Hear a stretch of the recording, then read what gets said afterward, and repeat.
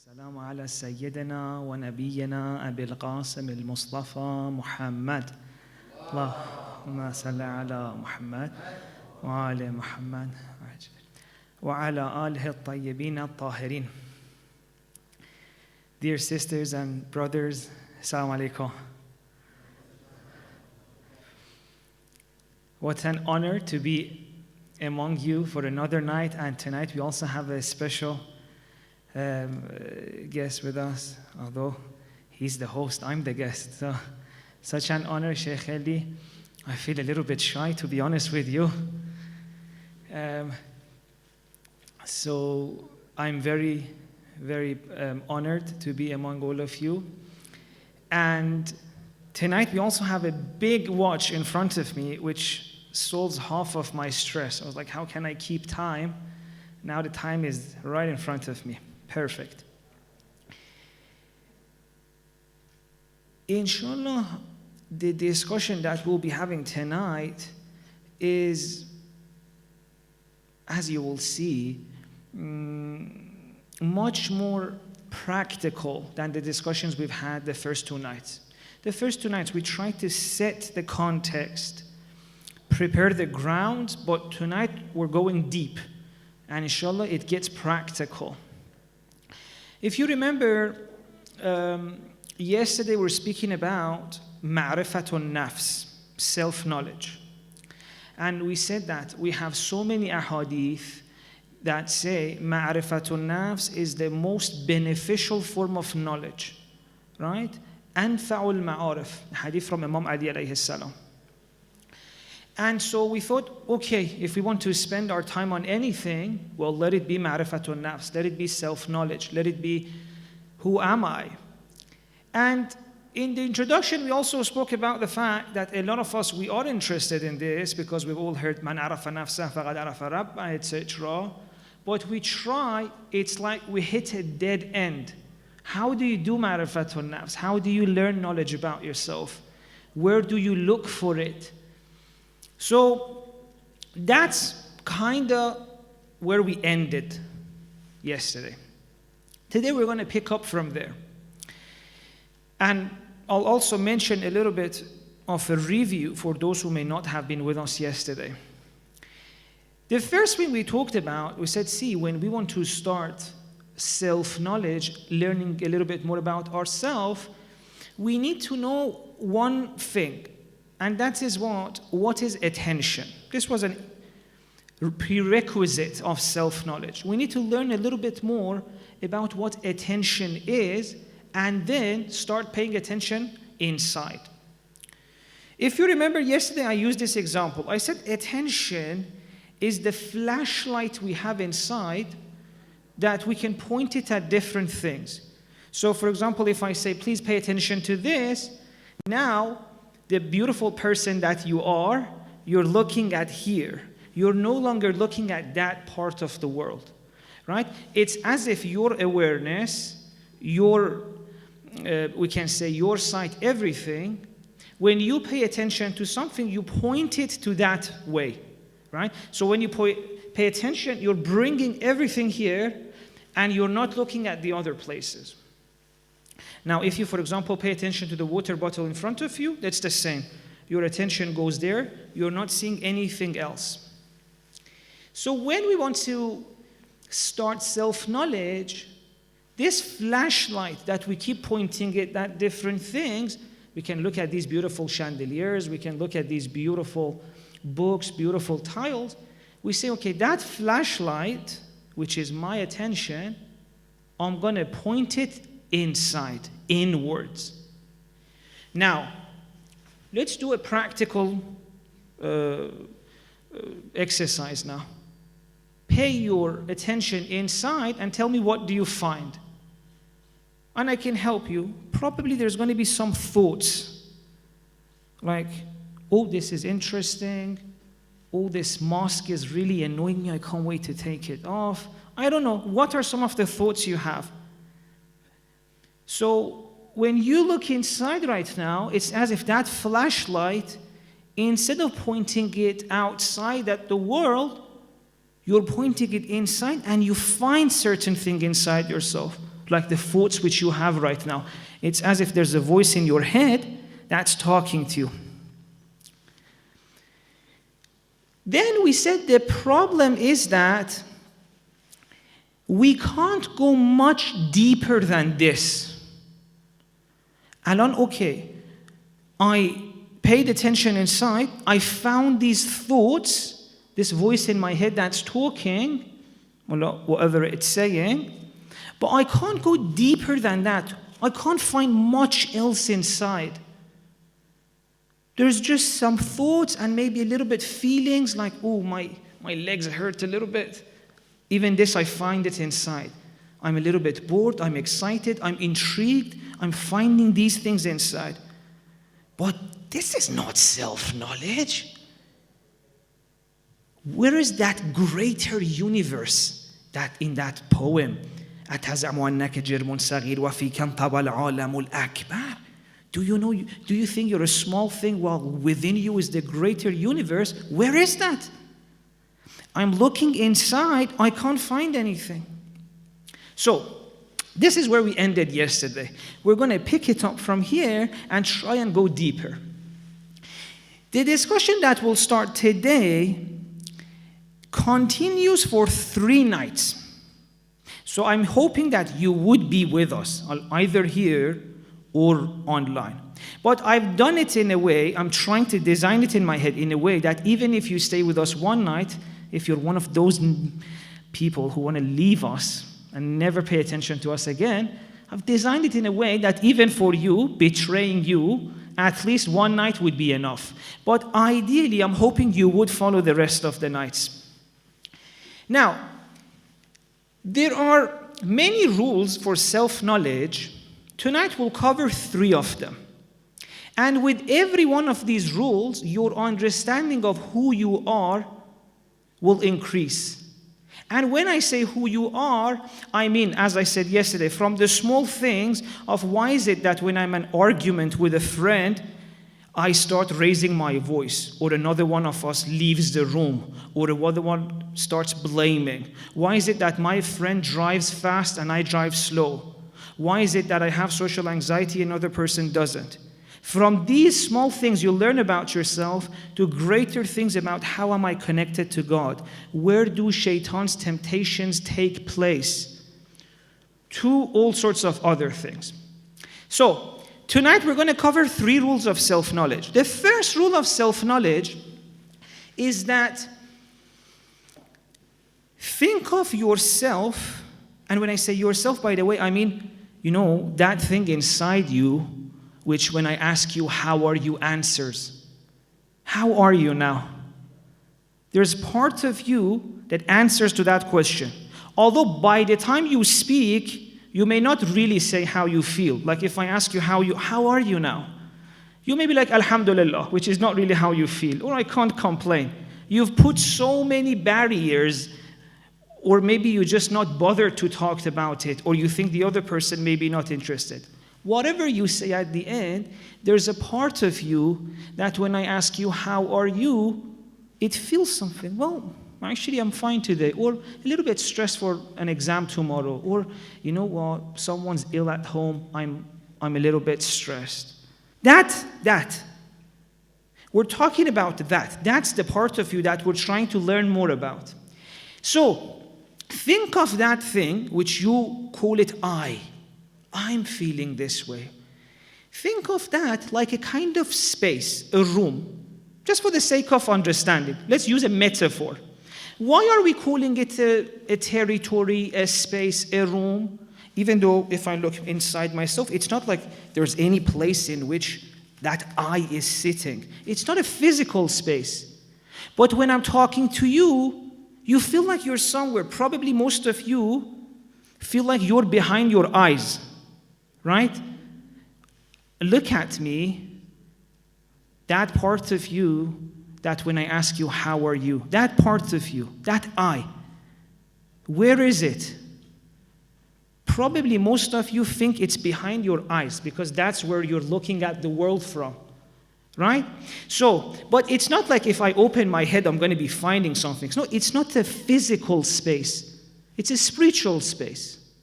And it's there that you find your thoughts. Where are your thoughts? Where is this voice in your head that says, ooh, this is getting a little bit complicated, or ooh, this is interesting, or how does he know there's a voice in my head? Any of these could be in your head. But it's not like if we open your head, we can find them. No, it's a spiritual space. It's a space that's not very physical, at least with a shallow understanding of what physical is. So the first point I want you to do is for the sake of these self-knowledge exercises, let's think of ourselves like a space, like a territory. Inside it, there could be thoughts. Inside it, there could be feelings. Oh, I'm excited. Inside it, there could be temptations. Inside it, there could be dreams. Oh, I can't wait to get older and do this. Now, so what does the first rule of self-knowledge say? It says the territory, the space, that entity, that reality, which is you, is larger than the part of it that you are aware of. Let me say that again. You are larger, greater than what you are aware of right now. If I give you a few examples, it will become clear. Now, when you look inside, you only find a few thoughts. But is that all you are? No. You've got so many memories. You are way larger. You have so many childhood memories. You have so many plans that right now you're not thinking of. So right now you're not aware of it. But all it takes is for us to take that flashlight and go a little bit around. Like, let's do a real exercise. Think of your memories from primary school. Please, by the way, be a little bit cooperative. Do this inside. Think of some of the memories you have from primary school. What happened? As soon as you try and do this, your phone falls off. Is it okay? Sorry if I'm so sorry, by the way. Thank you. So I even brought it for the time, but we have a big watch here, so this is useless. So back to our exercise. As soon as you started thinking about memories of primary school, what happened? Some memories came up, correct or not? Can you tell me if it happened or not? Like you can say, yes, it came. Yes. Okay, it's so difficult, such a tough crowd, by the way. If it was before iftar, I would get you. But you've even had your iftar. Where's the energy? So, memories came. At least a few of you were nice enough to say yes. But a few minutes ago, those memories weren't there. Didn't we try? We looked inside. We're not thinking about primary school memories. Some other thoughts were there. What does that tell you? There's so much to you that's hidden. It doesn't always come up. You have to actively look for it, right? The part of you that you're aware of is only a small part of you. But you can use that flashlight, point it at a different part of yourself, and remember so much. So we took the flashlight, we said, let's think of primary school. So many things about you came up, right? So that was the first rule of self-knowledge. You are greater than the small part that you're aware of right now. And this also solves the issue of why is it that when you look inside, you hit a dead end? Because when you look inside, you only see a small part of yourself.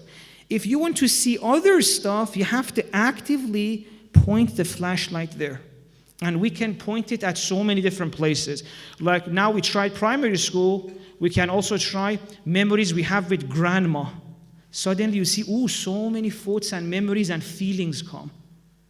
Now, if, for example, some of us have lost grandma, in addition to the memories, some feelings come as well. Oh, pain comes, loss comes, missing her comes. So that was the first rule. You're larger than the part of you that you're aware of. And a good example, by the way, I don't know if there's a TV that shows me, probably there is somewhere in this room, or any TV that you watch. Imagine there's Okay, imagine I've gone live on Insta, right? For the sake of the argument, I'll act as if I am. Let's say right now I'm live on Instagram. They're looking at me, right? They will see this part of the hall, correct or no? Let's say I'm on my phone on Instagram. This camera is recording me. The people watching at home, what will they see? Only this part of the hall. That's exactly like us. When we look inside, we only see one part of the room, which is ourself. Right? Now, if the people at home who are watching, for example, on Instagram, for example, want to watch the rest of the room, what do I have to do? Turn the camera around, which is exactly what we just did. We were only seeing part of the room, which is ourself, and then we pointed the camera around and we started seeing another part of it, like our memories from high school, our memories with grandma. Now, what is the second rule of self-knowledge? By the way, you will see how important these are in few minutes when I tell you that according to Imam Sajjad, Imam Ali alayhi salam, and Imam Hussein, if you want to please recite the salawat.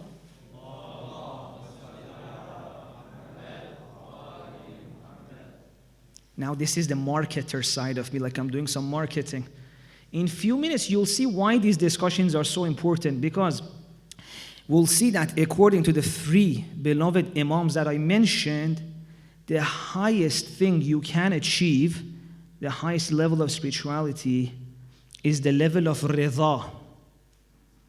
And in order to get to rida, we need all of this. We need it. Right? Imam Sajjad alayhi salam in Ziyarat Aminullah that we're going to be reading after this talk later on tonight. What does he say? Allahumma faj'al nafsi mutma'innatan. God, please make my heart, myself, mutma'inna, calm, at peace, okay, with your riza, with your qadha, later it says. راضية بقضائك. This thing of being at peace with what the qadha and qadar of God, the decrees, the divine decisions. What was the last words of Imam Hussein? So one of the last words. إلهي رضا بقضائك تسليما لأمرك. It's so important, this concept of surrendering to God's will, being okay with God's divine decrees, that it's one of the last words of Imam Hussein. Imam Sajjad, when he goes to visit Imam Ali, that's also one thing he says. We have it in so many places. We'll get there. But see, we've read Ziyarat Aminullah so many years. Can you say that I am okay with God's will? There's a hadith that says, people sleep like we are so not okay with God's decrees. We're so not okay with what's happening in the world that the hadith says someone could sleep with iman, wake up without iman. What happened? For example, a bug came or a fly. It was annoying them and it was like, God, why did you even create these bugs? If I was God, I wouldn't create this. Even at this level, we're not okay with what's happening in the world. So tonight you'll see we're going to go good places, but in order to get there, you have to listen, right? The first stages of it may be a little bit dry, but we're going to get to some really cool places. So that was the first rule. You are greater than the part of yourself that you see. What's the second rule? You know this flashlight that we're using to look inside and discover different parts of ourselves? A lot of the times, we're not the one pointing it at different places. It's external things in the world. Like right now, it's not like you chose to remember primary schools. I said something, you did it. Right? So the second rule of self-knowledge is that the flashlight you use to look at different parts of yourself and which brings things up is not always in your hand. Sometimes the sheikh tells you. Sometimes you're watching a movie. And this is very important because everywhere that the flashlight goes, it brings certain things up, and as a result of that, your priorities change, your worries change, your concerns change. Let me give you an example. So you're a person who, for example, want to be like you're very much focused at work. Let's say there's this person focused at work. Now he's at work, he's with his friends. All they're talking about is that, you know what, we have to spend more time at work, maybe longer shifts, sacrifice a little bit of family time so that we can, like it's a startup, to make this startup work, right? So the person is at work. Which kind of things inside is coming up? Which part of him is he paying attention to? The part of it which is focused on business, right? So all he can think about, dreams of the business working, succeeding. The flashlight is there. Now, he goes home, for example. He goes home and he receives a call that says, for example, you know what, your parents are lonely, no one has been visiting them for COVID, and they're a little bit upset with you. When was the last time you visited your parents? This thing outside, the call he received, which told him your parents are lonely, when was the last time you visited them? What did it do? It took the flashlight of his attention and pointed it at a different part of him. Which part? The part in which he cares about his family, his love for his parents, and maybe with that some guilt comes as well. Now, his priorities are what? I have to visit them more. Maybe I'm working too much. Now, which one of this is him? Both of them. At work, the flashlight was bringing some other things about him, so his priority was, I have to sacrifice family time, succeed. At home, that event brought some other things up, like his love for his family, the fact that he misses his parents, maybe a little bit of guilt. So as the flashlight changes, so does your priorities, your concerns, your worries. For example, you're here in the majlis for the nights of Qadr. All you can think about is what? God. What are your worries, priorities? Your priorities right now probably are like your relationship with God, your spiritual growth, make sure you do the a'mals right. But that's not all there is to you. All it takes is for you to leave this place, go on Instagram, receive an email from work. It's like the attention, the flashlight, pointed at a different part of you, your other priorities come up. Well, yeah, we wanted to do like that whole a'mal and relationship with God, but now some other things are coming up. So see, this is very important. If you're not aware, external events point you at different things, and with that, your priorities change, your concerns change. Like you're here, you're worried about your relationship with God, you go out, you're worried about your job. And I'm not saying one is better than the other. Both of them are inside you. Your concerns for work and your concerns for your relationship with God, they're both within you. It's just that if you're not aware, you never sit down and bring them together and decide, okay, this, life will decide for you. Something will happen, this is what I need to do. Another thing happens, this is what I need to do. Right? So this was the second rule of self-knowledge. What is the third rule of self-knowledge? With the second rule, we said the outside world determines sometimes which part of you you're aware of. That was the second one. In the third one, the third rule of self-knowledge, we say what's inside you changes the way you see the outside world. The second one was about the impact of the external world on you. The third one is about the way, if there's something inside you, it changes the way you see the world. Now, we need to give a few examples. Some of them I mentioned, I think in the first or second night. Let's say Sheikh Javad is jealous inside. And alhamdulillah, we have Sheikh Ali, so I can explain this really well. Let's say I'm jealous of Sheikh Ali, which is very likely. He's better, more good looking, more eloquent, better knowledge, all of that. Now, let's say instead of looking up to Sheikh Ali so that I can learn and improve myself, so that when I hear his lecture I enjoy, instead I'm jealous. Now, no matter how much beauty is in my own life, Whenever I look outside, I won't see them because all I'm thinking about is that, damn it, that sheikh is better than me. Right? If jealousy inside me, I may look at the world and not see the good things in my life. Or for example, ooh, that person, that reciter has more followers than me.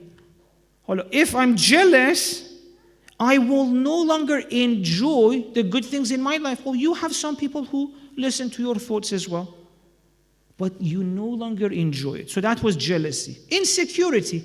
Let's say I'm an insecure friend. If I'm an insecure friend, for example, at some point, my friends left me. I'm insecure now. In every friendship, when I look at it, I'm like, they're going to leave me. They're going to leave me. So, jealousy inside makes me not see the good things in my life. I'm only focusing on the good things in other people's life. Insecurity inside me, I look at the world, I'm like, all my friends are going to leave me. Anger inside me, I look at the world and all I see is that the bad things people did to me. Right? And this is even scientifically proven. If you're in a relationship with your partner, with a sibling, with your parent, you're in a fight. In that moment when you're angry, all you can see are the bad memories. Your brain literally stops the good memories coming to your mind. Even scientifically proven. I wish we had time to explain why it does this. But for now, all we care about is that if something is inside you, it changes the way you see the world. Or for example, another thing.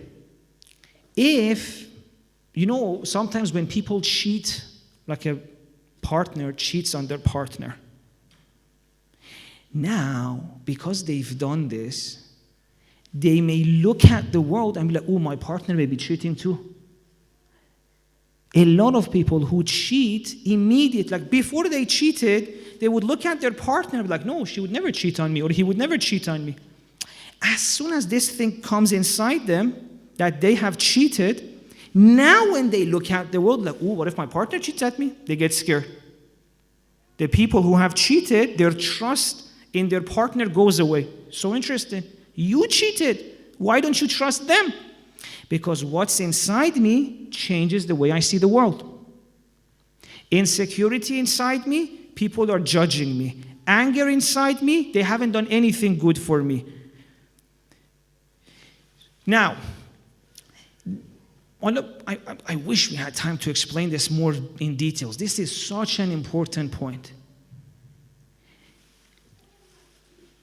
In addition to these small things that, for example, anger, jealousy, etc., all of these together, all of the things which are inside me, my insecurity, my fears, my whatever, all of these things come together and create the overall feeling I have about the world.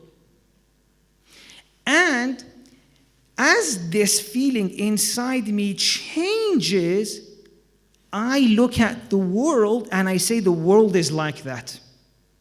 Let me give you a few examples. At one level, by the way, these are different states of it, different stages of it. At some point, I may have this feeling inside, there's so much pain that I haven't worked through, there's so much. I've in a dark place inside, and I look at the world and I say, there's no point in life. This world is meaningless. Why did God even create it? You look at the world and you don't see any meaning at that level. You look at the world, no meaning. What's the point of all of this? You find it difficult to get up in the morning. What's the point of no meaning, no motivation? Why did God create me? I wish I could end my life. That's something inside me. It changes the taste of the universe for me. Then another level could be you work on that. By the way, these are in order. Like now you can even look at the people, for example, in your life or even yourself, and based on how they perceive the world, understand what's going on inside them. After you come out of apathy, you go to fear.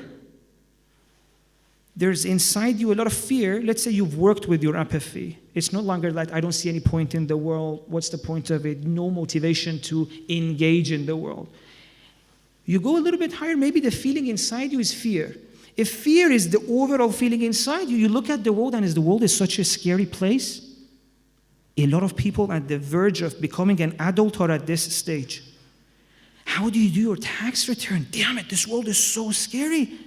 How do you get a house? How do you get a mortgage?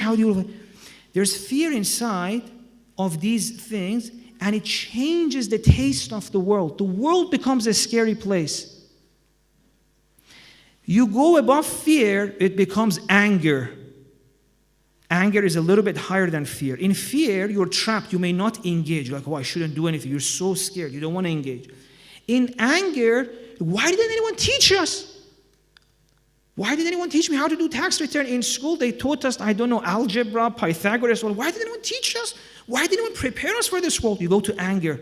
And you look at the world. Previously, you looked at the world. Tax return is scary. The world is a scary place. When you go to the place of anger, you look at tax return, you don't get scared. You get angry. Why did anyone teach us? You see, what's inside me changes the way I see the world.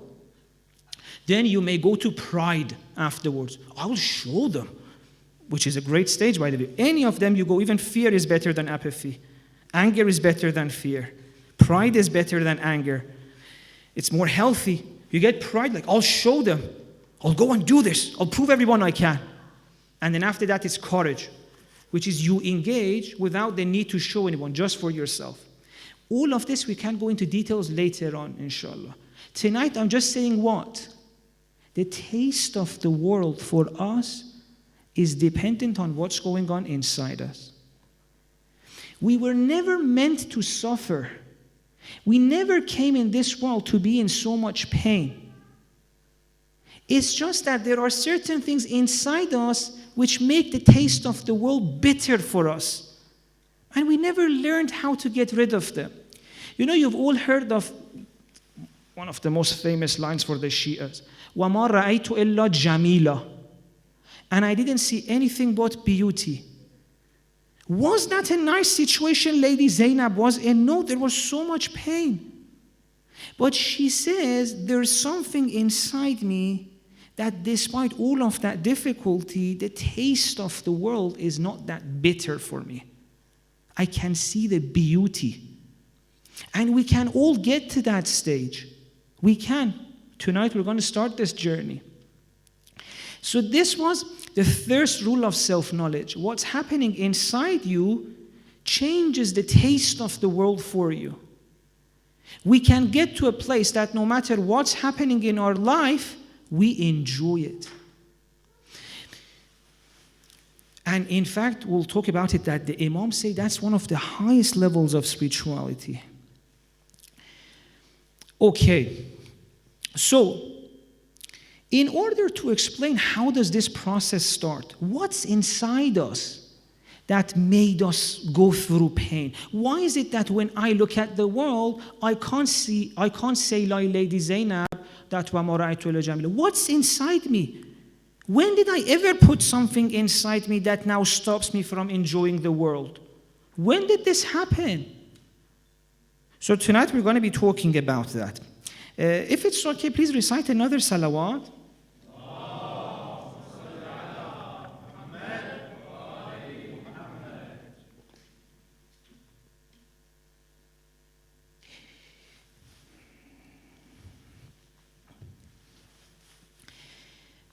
I don't know how much of it we can cover tonight, but even if we couldn't cover all of it, we'll continue tomorrow. But let's start at least. In order to explain what happened, that something came inside us that changed the taste of the world for us, that now we look outside and all we see is pain, difficulty, loneliness, separation from God.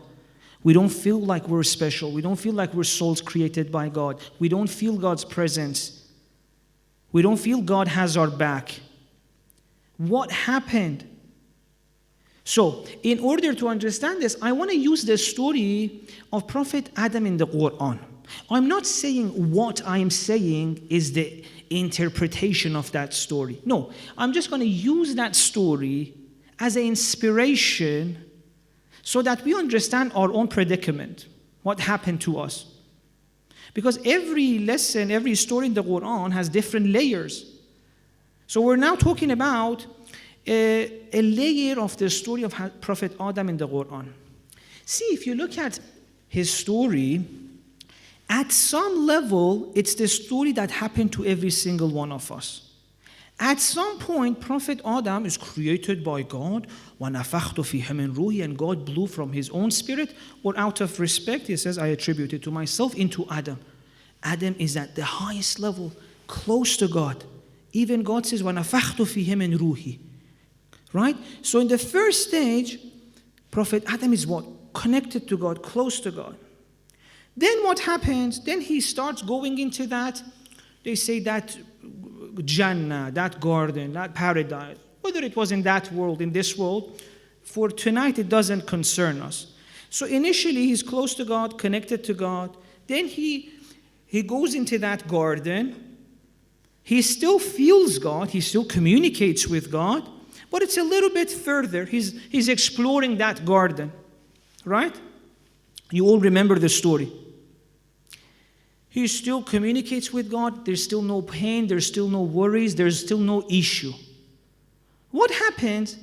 As he's exploring that garden, he sees something that he can't let go. God says, if you go that way, there's pain. It's not good. Don't go that way. But he can't let go. He gets stuck on it. So, oh, I want this.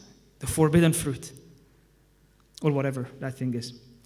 So, as soon as he goes for that, what happens? Out of that paradise, out of that garden, pains come, worries come, troubles start. So, first stage, connection to God, no worries.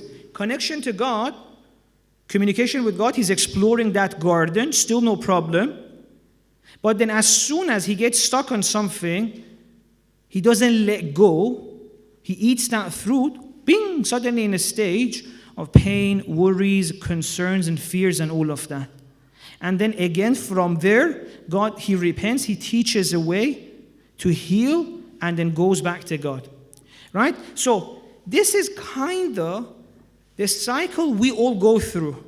Inna lillah, we start with God, and then we get separated, we forget that, something happens to us on the way, a lot of pain and worry comes, وَإِنَّا إِلَيْهِ رَاجِعُونَ, we go back. Now, I want to say what happened. In the story of Prophet Adam, we know he ate a fruit. What did we do? We never ate a fruit. So where does all of this pain come from? All of these worries and concerns? So now, by the way, some people have told me don't say khob, right? Someone even, it's not like I'm doing it on purpose to hurt you. It's just part of my accent. It comes up, but I apologize anyway. People take things personally. What happened to us? When did we go through these stages that Prophet Adam went through? See, like him, at some point, we were with God before coming to this world, right? Before being born, like him, we're connected to God, and God created us. وَنَفَخْتُ فِيهِ مِنْ رُوحِي kind of applies to all of us. Then we came into this world. We came into this world as children. What were we like? Did we have any worries? Did we have any troubles? Did we have any stress of what's going to happen at work, that promotion, the rent, the bills, the council tax, the road tax, the insurance? Did we have those worries? No. As children, we were just in this world exploring, having fun, living life. And in fact, we have some ahadith that say children even have communication with angels and all of that. We have these ahadith. So at some point in our life, we were even in that stage. And look at children. They feel life. They live life. Like you give them sand, they engage with it. Ooh, sand.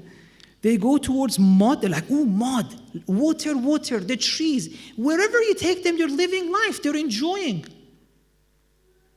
So what happened?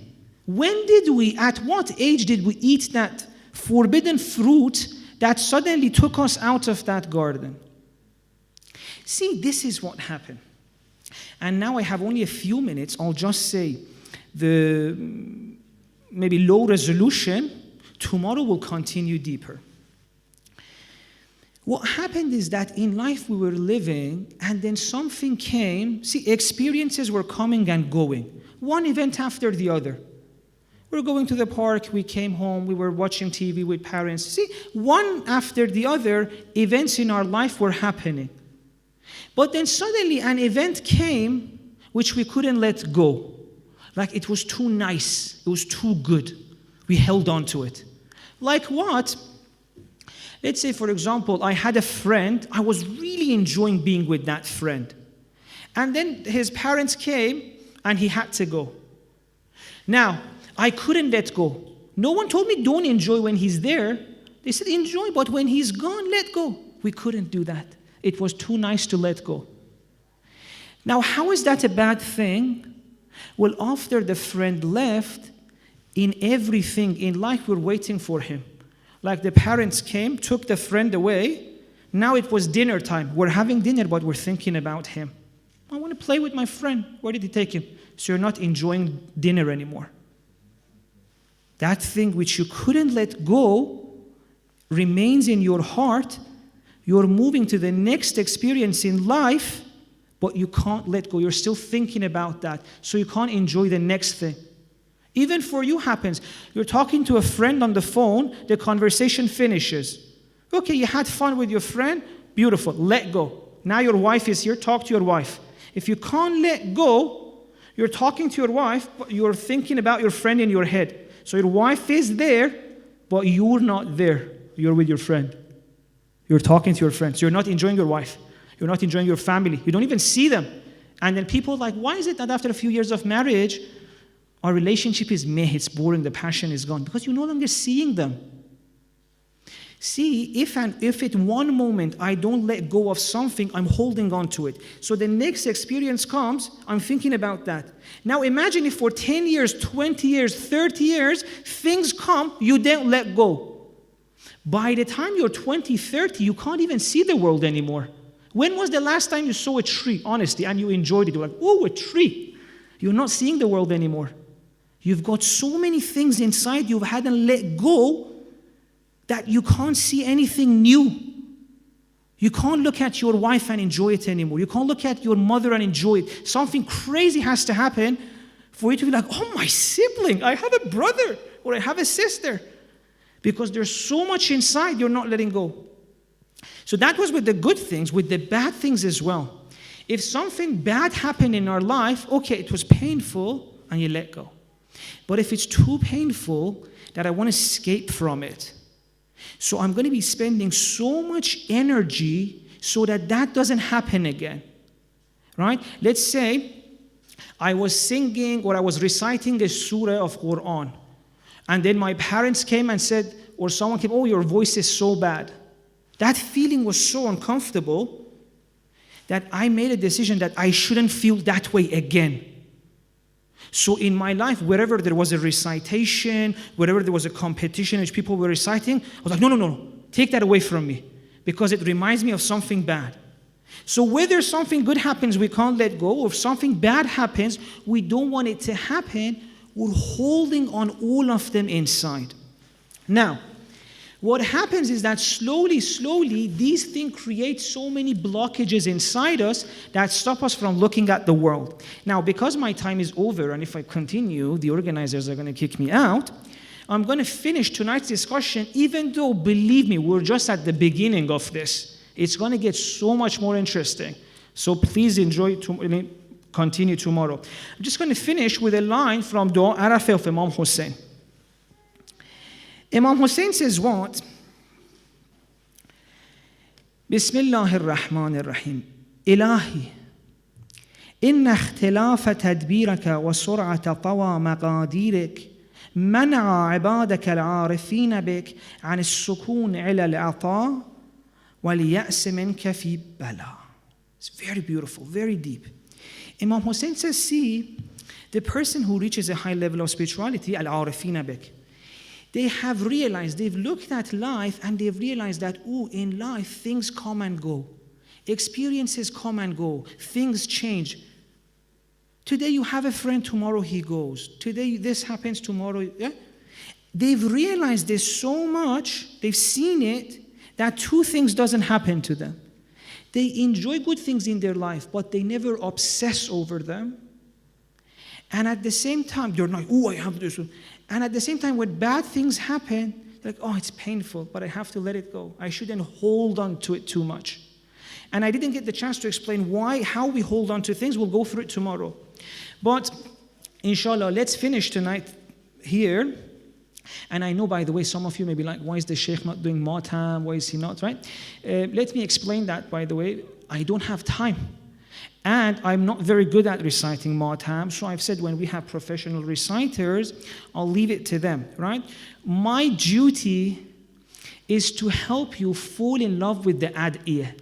Inshallah, someone else will recite it for you. Right? My duty is to show you when you read ziyarat, for example, ziyarat aminullah, it says, Allahumma faj'al nafsi mutma'innatan biqadarik wa radiyatan biqada'ik. My duty is to make that part of your life. Or when Imam Hussein says, Ilahi ridhan biqada'ik tasliman li'amrik. How many years have we heard these things? Why are we not happy with life? Why can't we say like Lady Zainab, وَمَا رَأَيْتُ إِلَّا جَمِيلًا? That's what I'm trying to do, to make you enjoy these lines, to make them part of your life, to make them change your life. And there's so much to cover, I just don't have time. Believe me, these were half of the points I had for tonight. So now we have to use tomorrow. So please forgive me that I have to end like this, because I know some of you are used to the speaker reciting some matam as well. Inshallah, we're benefiting from professional people, right? You don't need my terrible voice with that.